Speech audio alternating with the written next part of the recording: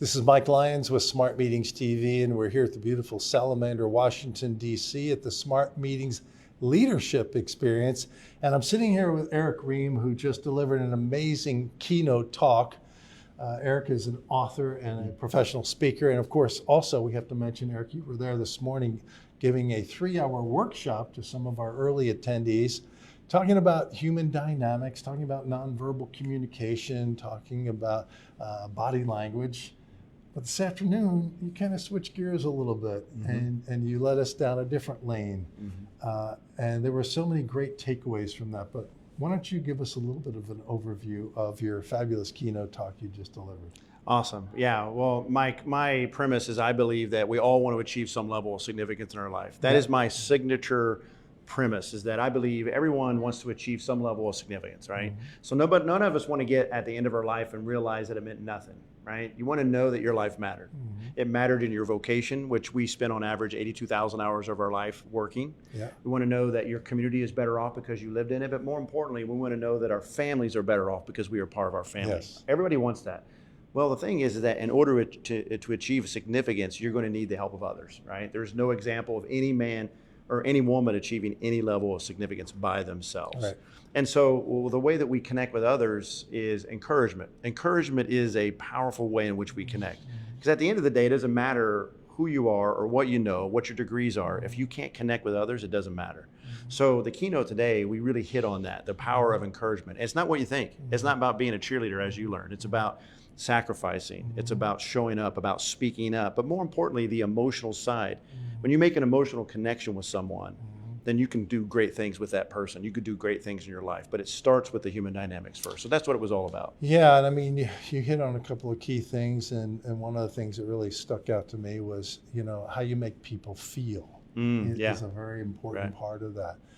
And when you do look at our families and our kids and our loved ones, I mean, this connection with them is so critically important to what you just said about leaving that legacy. What impact did you have?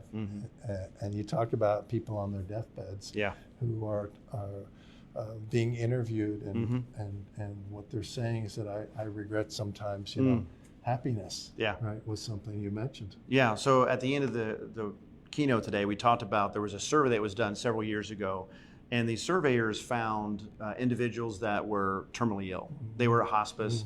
Medicine could no longer help them. So Mike, they knew they were about to draw their last breath. They were surrounded by family, they're surrounded by loved ones, and they had a unique opportunity to take stock on their life and reflect on their life.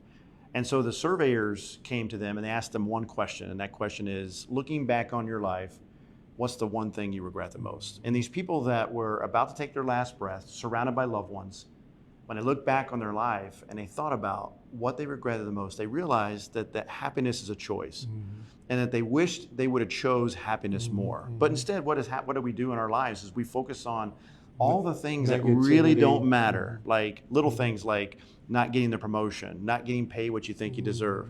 And they forget that happiness is just a decision that you have to make every day.